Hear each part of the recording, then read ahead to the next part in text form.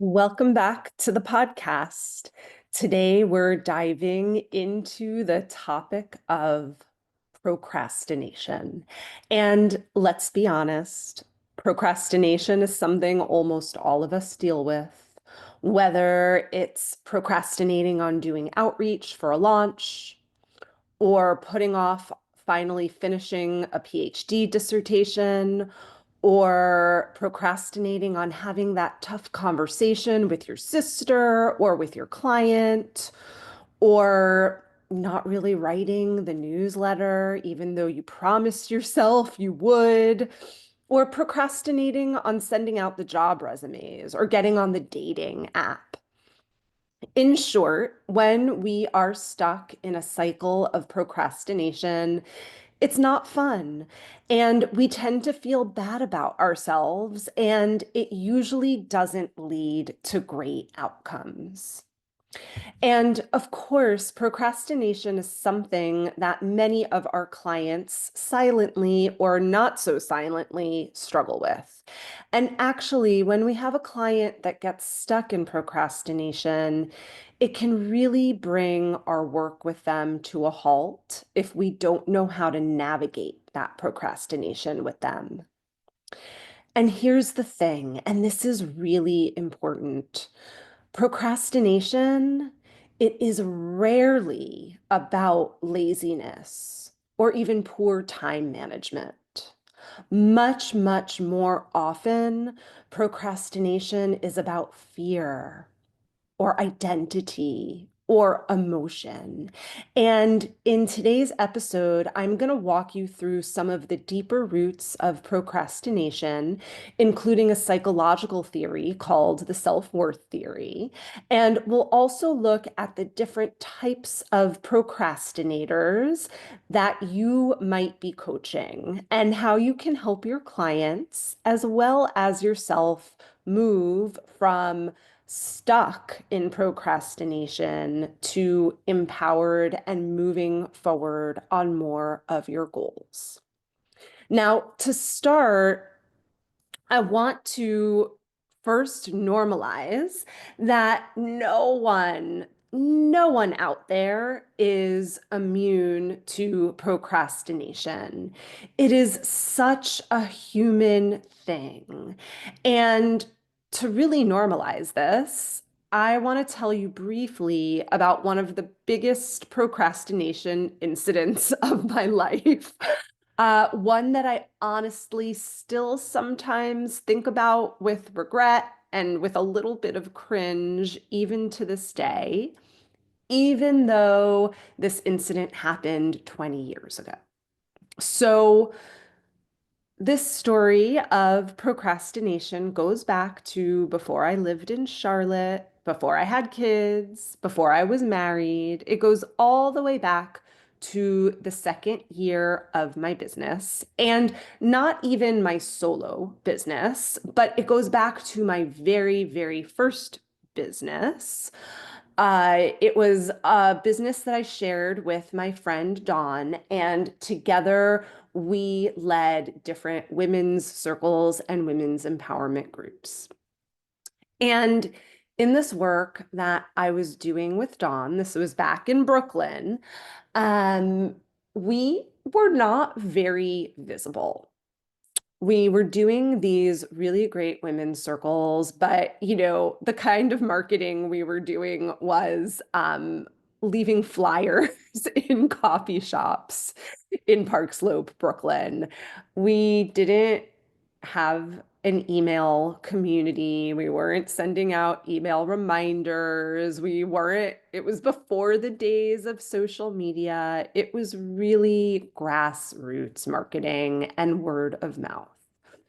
Anyway, we were pretty tiny, but we were mighty, and we were doing really good work. And we even got accepted to teach a workshop at Omega Institute, which was on the bucket list. It was a dream come true. And we led a workshop at Omega. And because of that, we became a little more visible, just scantly. Anyway, to make a long story short, out of seemingly nowhere, a pretty major book publisher approached us and sent us an email and said, "Hey, I love the work that you are doing with the seasons." For those of you listeners that know my sacred rhythms training, it was the very beginning origins of the sacred rhythms training. And this editor said, "I just love the work that you're doing. There's nothing like that out there." And this is true. 20 years ago, there was nothing like sacred rhythms out there. And she wrote to us, she said, "I'd love for you to submit a book proposal about this." Dawn and I could not believe it. We were in our glory. Oh my gosh, major book publisher reaching out to us. We're both writers. It was a dream come true. Well, even though it was a dream come true, guess what happened?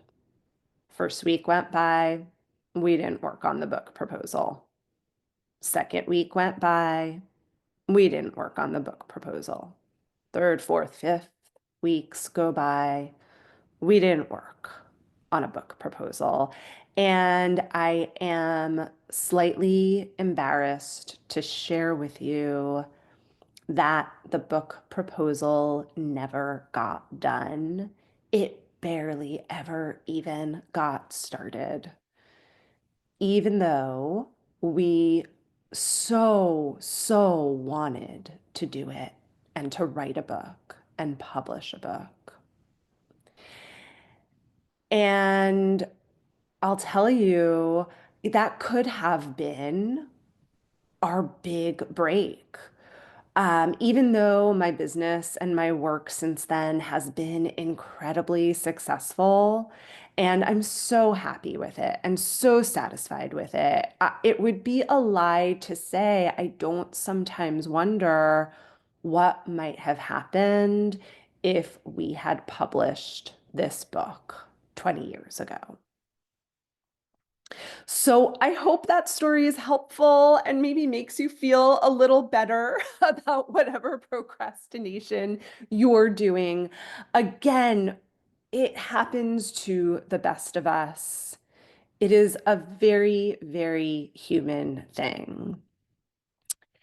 And as we already know, I probably don't have to say this, but I will. When our clients procrastinate, and when we procrastinate, it makes big impact on our lives, and often negative impact on our lives.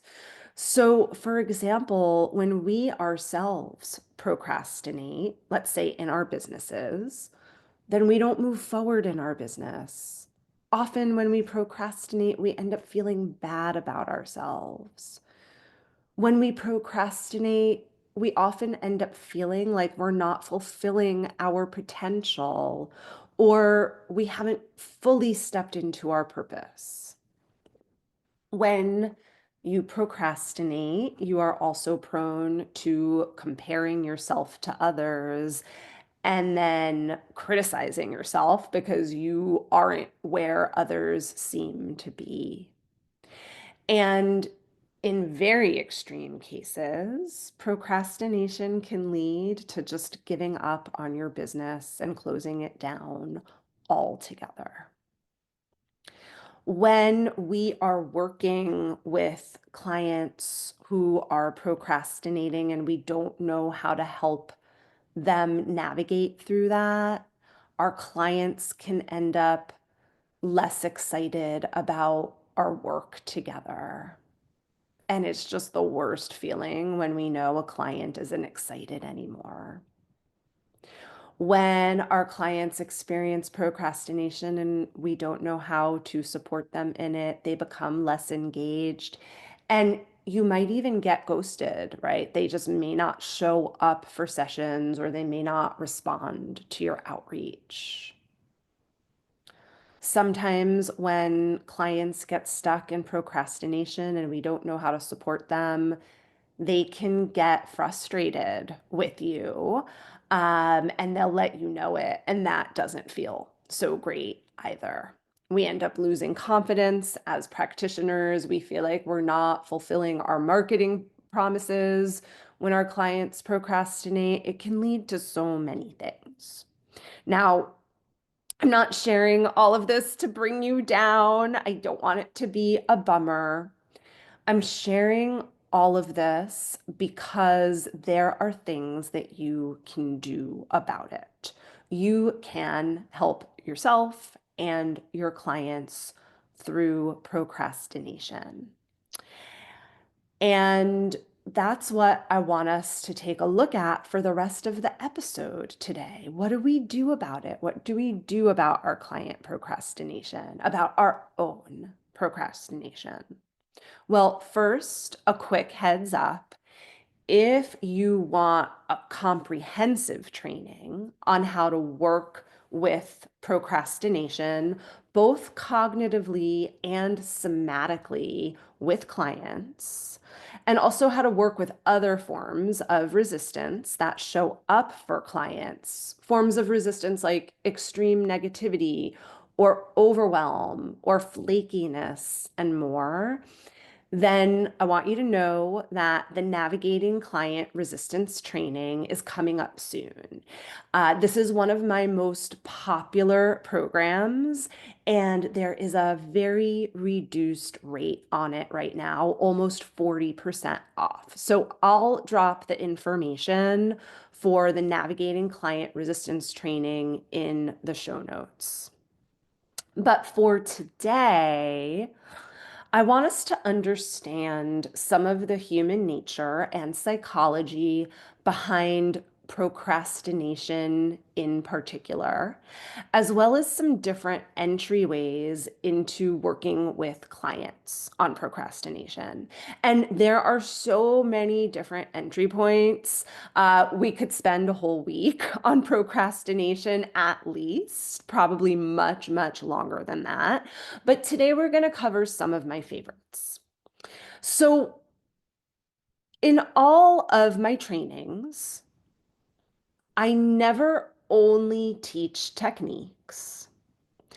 I always, always first teach practitioners about the human behavior and psychology behind specific issues. This is so important because as a coach or a practitioner, understanding the underlying emotional and psychological drivers can not only open powerful doors for transformation, but can also be a huge factor for you in better using techniques, knowing when to use which techniques, how to use the techniques, and then how to tweak and shift techniques for the client that's in front of you. Understanding the human behavior and psychology is so important.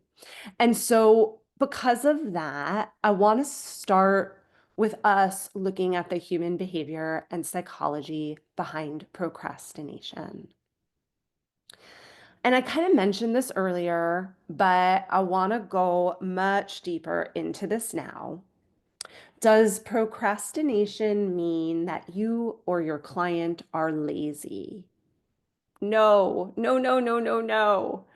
Many clients, many people think that procrastination is just simply a matter of laziness or maybe lack of willpower. But I can tell you that most of the time it is much, much deeper. And so I want to look at procrastination through the lens of what's called the self-worth theory. And this is a theory based on research that was developed back in the 1970s, the decade that I was born. So the self-worth theory posits that An individual's main priority in life is to find self-acceptance and self-worth, and that self-acceptance is often found through achievement. Now, another way of saying this is that as humans, we need to be seen as capable, able, and competent. This is the key to our self-worth. Well, if that's the case, you would think that this would motivate us to take action, to not procrastinate. But there are a couple of snags in this picture. Number one, we actually don't want our self-worth to be reliant on achievement. That's not a great goal because we deserve to feel worthy because we simply are worthy, regardless of achievement. It's really important through our lifetime to kind of disengage this sense of my self-worth is based on my achievement and move it towards I am worthy because because I am a human being that deserves to be worthy. So that's number one. Number two, research shows that contrary to popular belief, people who procrastinate are not undermotivated. People who procrastinate are actually overmotivated. And because they're overmotivated and because their desire for self-worth through achievement is so big, their fear of failure is equally as big. Take that in for a moment. When people procrastinate, it's not because they're undermotivated, it's because they're overmotivated. And because they're overmotivated, because their desire for self-worth and to feel worthy through achievement is so big, then their fear of failure is equally as big. And it's that tension between the desire to achieve and the fear of failure that actually creates the procrastination behaviors. But there's also a third piece of research here. The self-worth theory found that not only is self-worth derived for most human beings through achievement, but that achievement is derived from performance. Now, we all know that in order to perform well, there needs to be two ingredients: ability and effort. Ability can sound something like, I'm really good at that, or I'm really smart, or I'm really brilliant at that. So therefore, I am able to perform and then achieve. Effort is a little bit different. Effort is, in order to perform and then achieve, I need to add to my ability work or effort.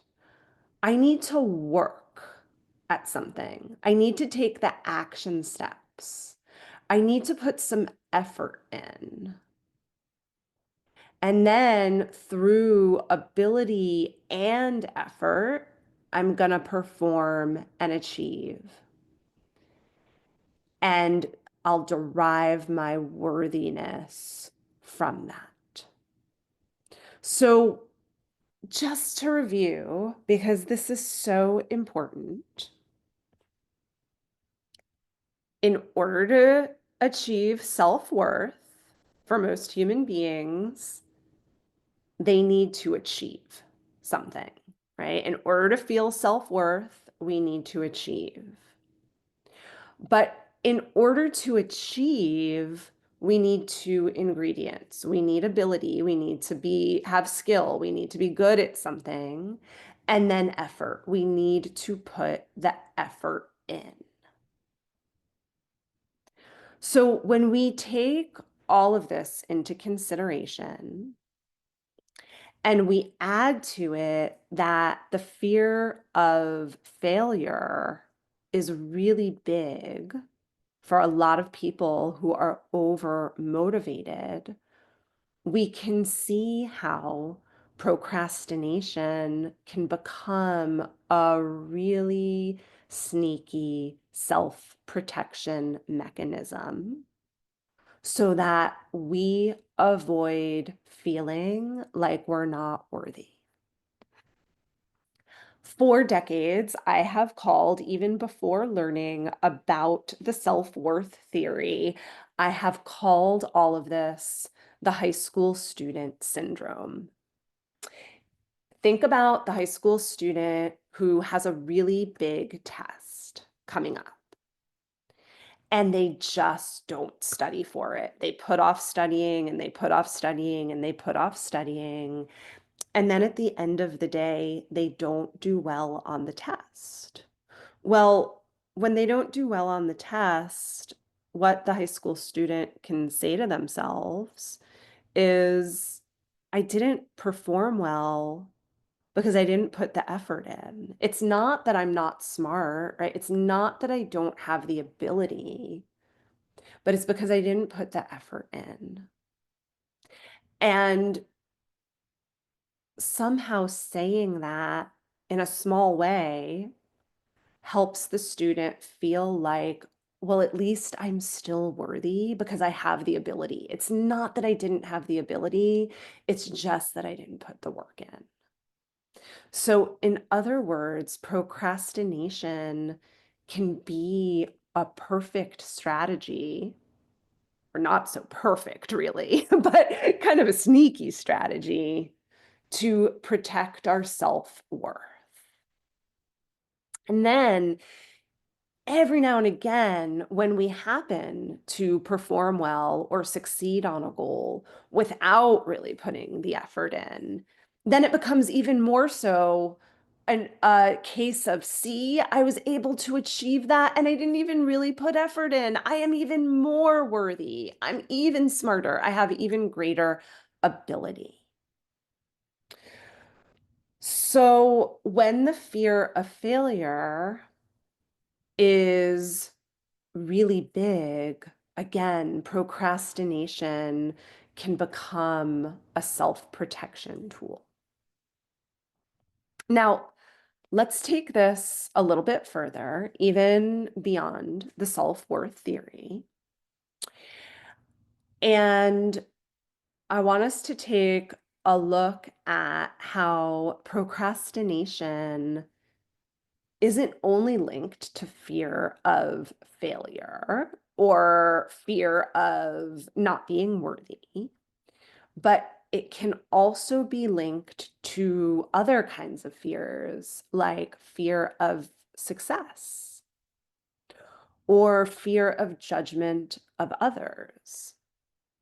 So, for example, if you've got a client who has an underlying fear of success, inside of them, it might sound something like this.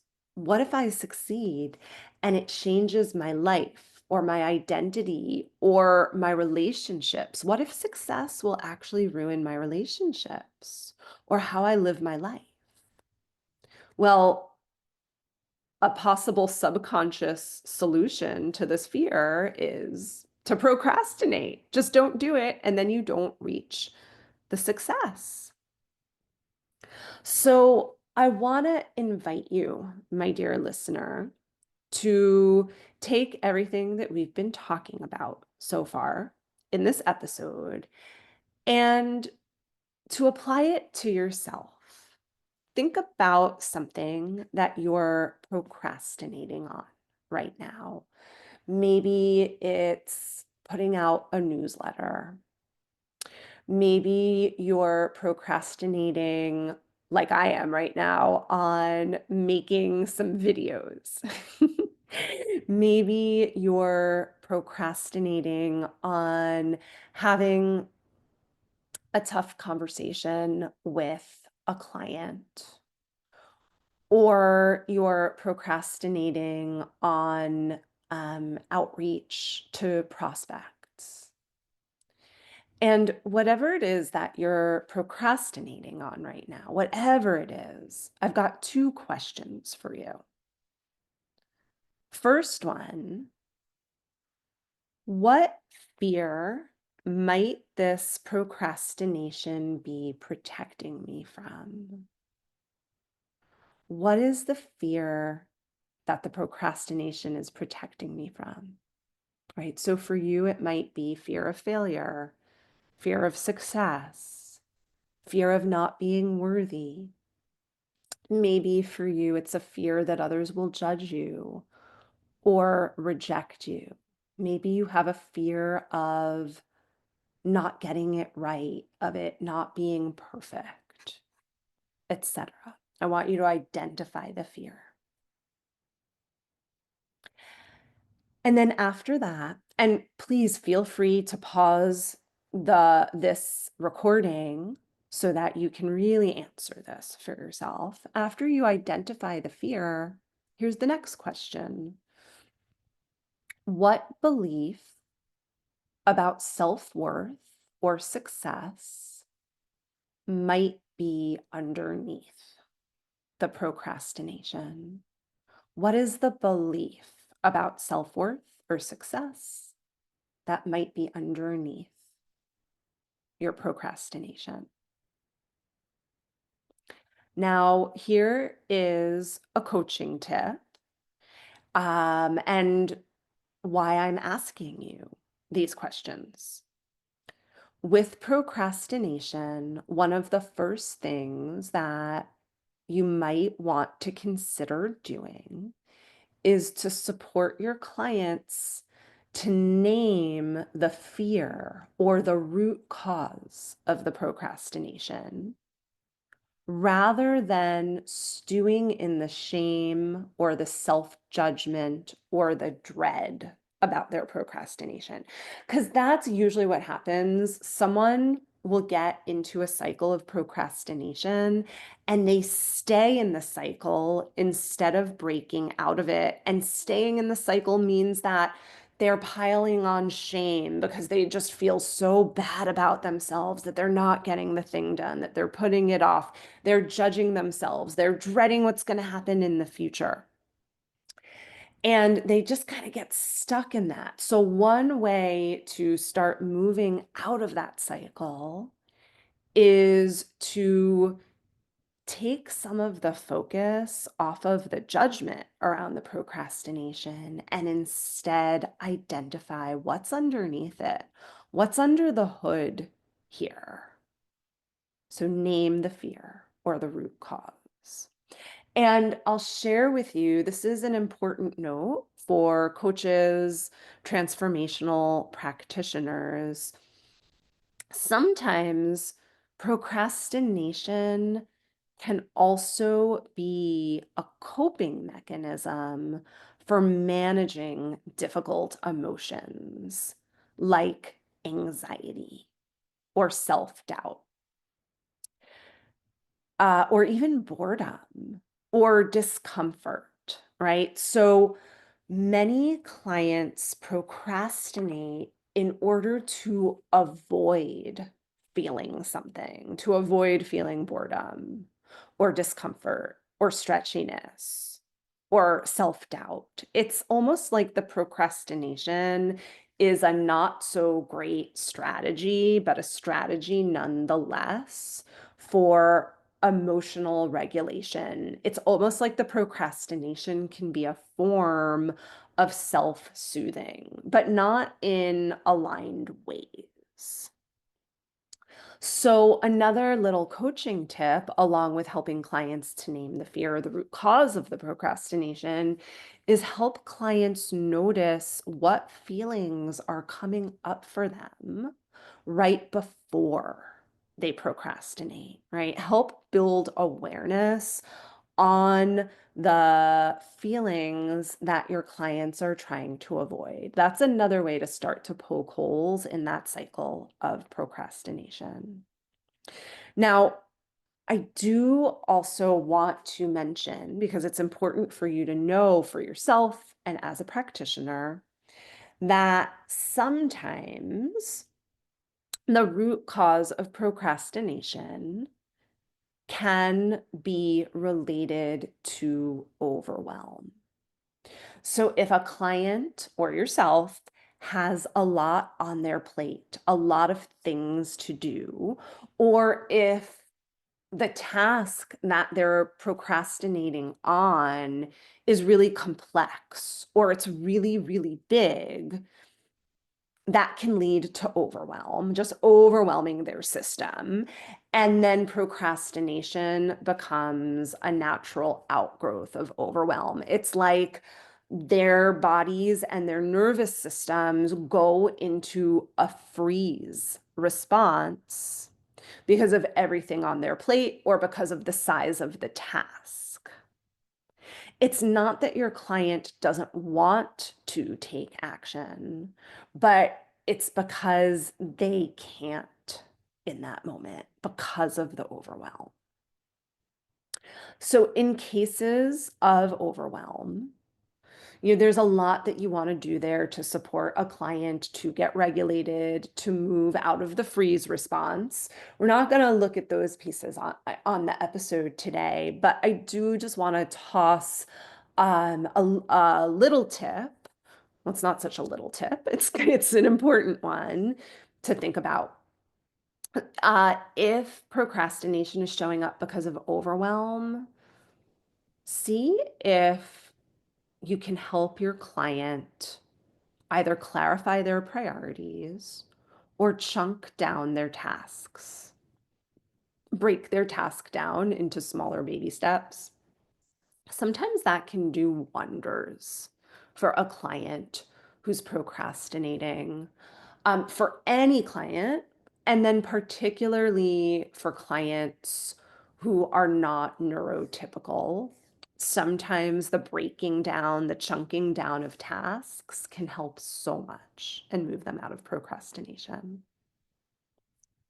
So again, when we're working with clients and also when we're looking at our own procrastination, we don't want to label anyone as lazy or as having poor willpower. All that does is creates more shame and more judgment. It doesn't help to start to solve the issue. Instead, we want to get curious, right? We've been looking at that in this last portion of this episode. We want to get curious about the procrastination. We want to ask, what is the root cause of the procrastination? We want to ask, what is the procrastination trying to tell me? Okay, so let's take this just a little bit further for today. And I want to share with you a couple of different, we can call them styles of procrastination, because procrastination looks different for different people, for different client. And being able sometimes to recognize the style of procrastination can help you tailor your coaching to your client more precisely. For those of you that have been through my Sacred Depths transformational practitioner training, I always say, always coach the what based on the who. And what that means is there's no cookie cutter, there's no one size fits all. Even when it comes to procrastination, different clients are going to present differently, right? And it's so helpful for us to recognize this. So I'm going to share some of the common patterns or styles of procrastination. This list isn't exhaustive, but I think it will be really helpful for you. It'll spark a lot. So, one type of procrastinator is the perfectionist. The perfectionist procrastinates because they want their results to be flawless. They cannot allow themselves to make a single mistake. If your client or yourself is a perfectionist kind of procrastinator, your client might get stuck in endless editing or planning or waiting for the right time, right? So that's a good way to kind of notice that, oh yeah, it's the perfectionist. If you are working with a client who is procrastinating because of perfection, you can help them embrace good enough versus perfect, right? Or help them embrace done. Getting something done is better than perfect. You can also work with them on their fear of judgment or their fear of failure, because those two things are usually always lying right underneath perfectionism. With clients who tend to procrastinate because of perfectionism, another great strategy is to celebrate messy action as well as micro wins.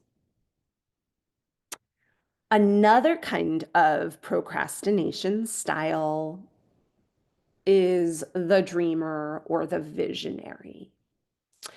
The dreamer or the visionary usually has grand ideas, big ideas, amazing ideas, but for all of those great ideas, they resist taking concrete steps or getting into the nitty-gritty details of the vision. And the nitty-gritty details of the vision are always the things that help yield the action to move forward.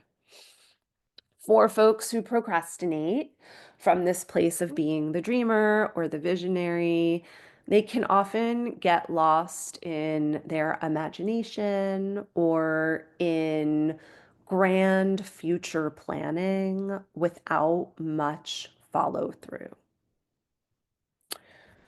For these clients, some of the things you can do, number one, help them anchor their vision into tangible next steps. That's going to help this kind of procrastinator so much. Help get them to tangible next steps. Another thing that can really help the dreamer, the visionary type procrastinator, is to help create accountability structures for implementation. In Sacred Depths, we do a full module on how to create accountability structures because there's so much that goes into this, right? It can be so helpful for clients. And then also for the dreamer, the visionary who procrastinates, you can help them explore their resistance to structure. That's often a thing that's underlying for these guys. Or you can do a deep dive, if it's appropriate for this client, into their fear of losing their creative freedom. Oftentimes, the resistance to structure, to tangible next steps, to getting into the details can be related to this fear of then it's not going to be creative anymore. It's not going to be so visionary anymore. All right, I'm going to share one more style of procrastination. Well, actually, two more.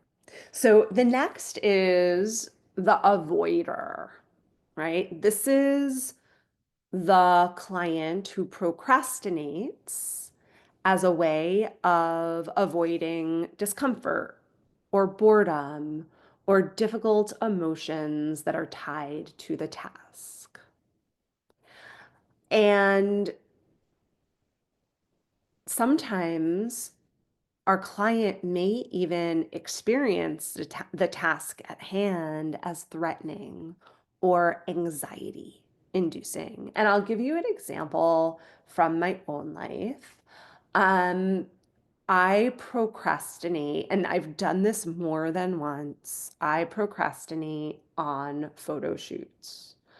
I only do a photo shoot maybe every decade in my business, maybe a little less, maybe like every 7 or 8 years.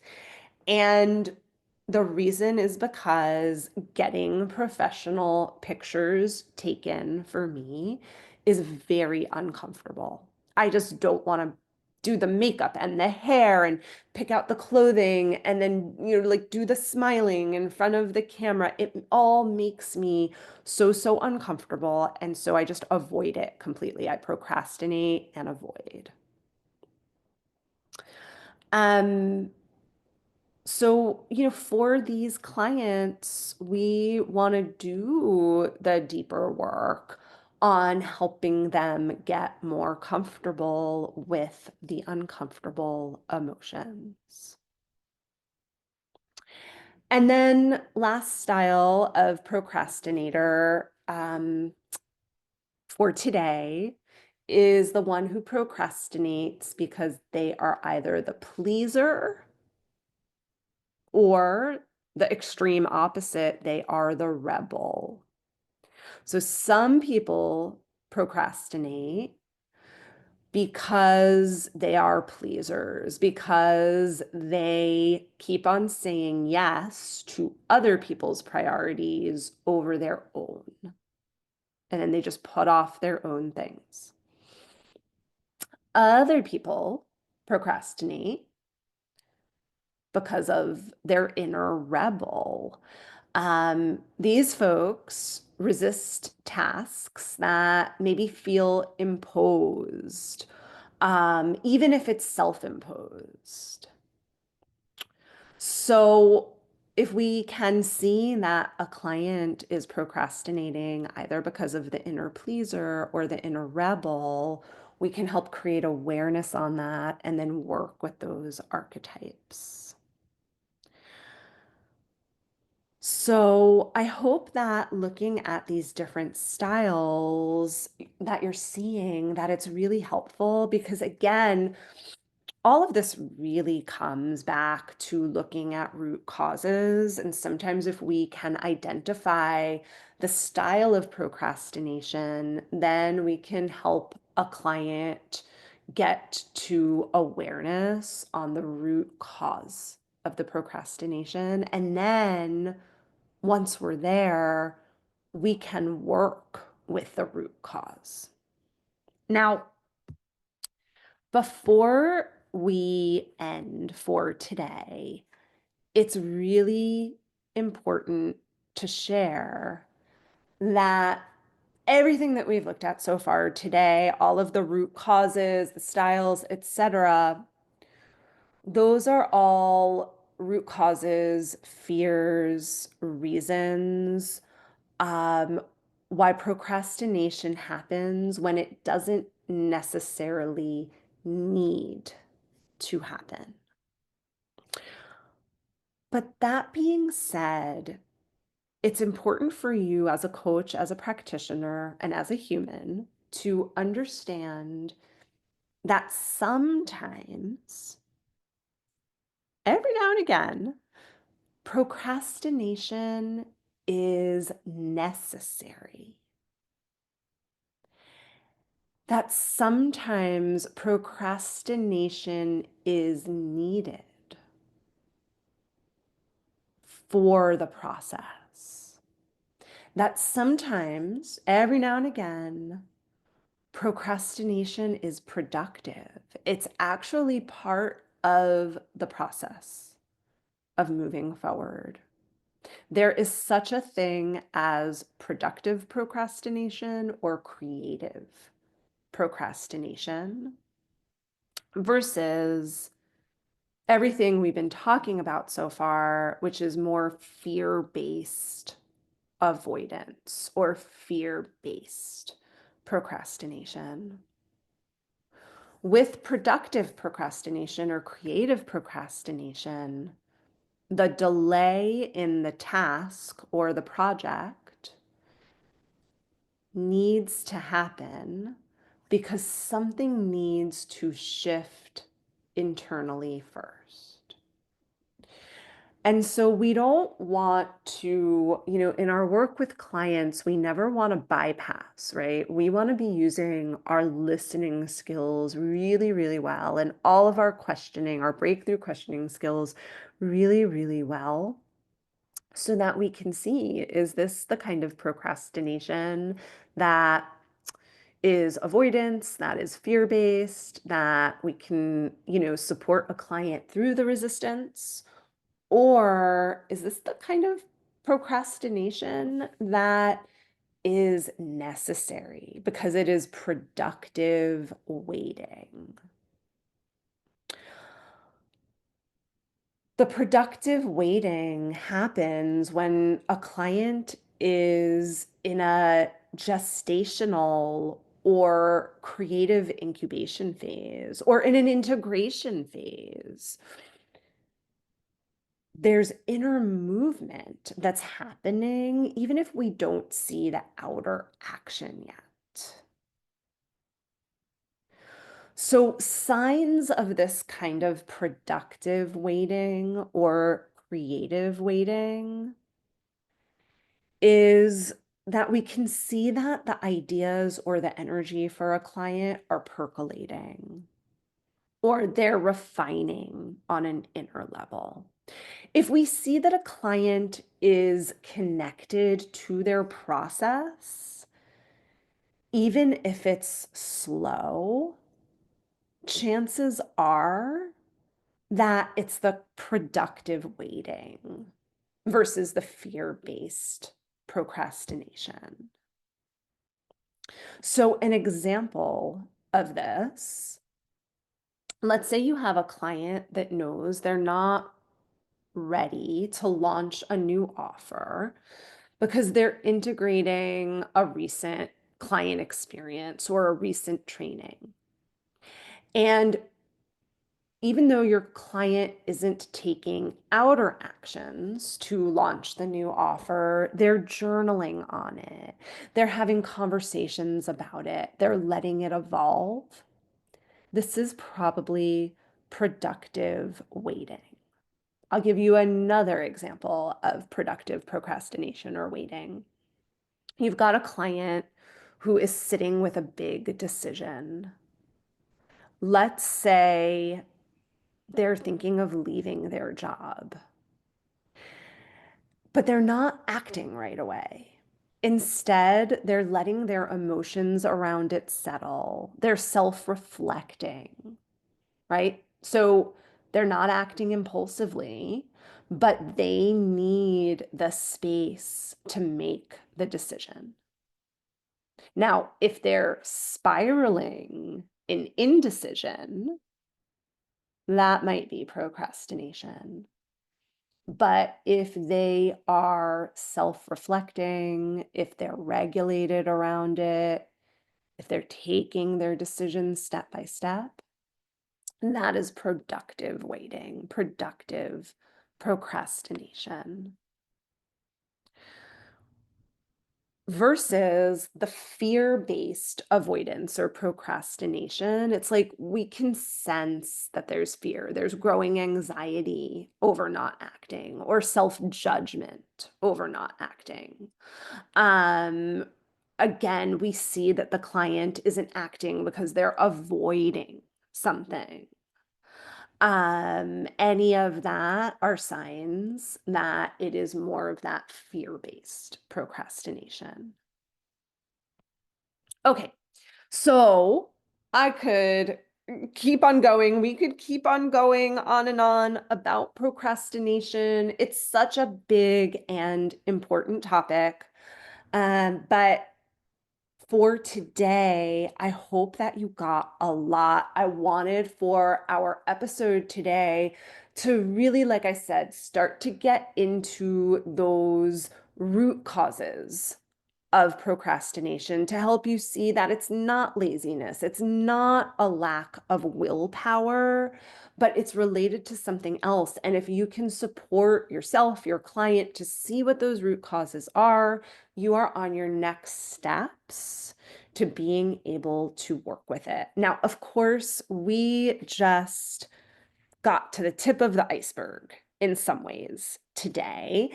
And once you create awareness on the root cause of the procrastination, there are lots of tools and techniques that you can use to really help yourself and clients with this issue. It's so big. So, as a reminder, if you would like to really be able to go deep and master helping your clients through procrastination, as well as other types of resistance that come up for clients, like overwhelm, like perfectionism, like extreme negativity or victimhood, like flakiness, then I invite you to check out the Navigating Client Resistance training. That training happens over 4 sessions. Each of those sessions are 2 hours, and we meet live, and I take you step by step by step through everything you need to know to be able to support your clients and yourself through all of this. Until May 17th, the program is 40% off. You'll see the link in the show notes. And also, if you want to get the next resource on navigating client resistance, I'll also drop in the show notes a free gift. It is a handbook on all of the different resistance archetypes. I hope you love and enjoy it. As always, thanks for hanging out with me today. I hope that you received a lot. If you loved this episode, please, please, please go ahead, give it 5 stars, give us a good testimonial, and please pass this on to anyone you know who you sense might really love it.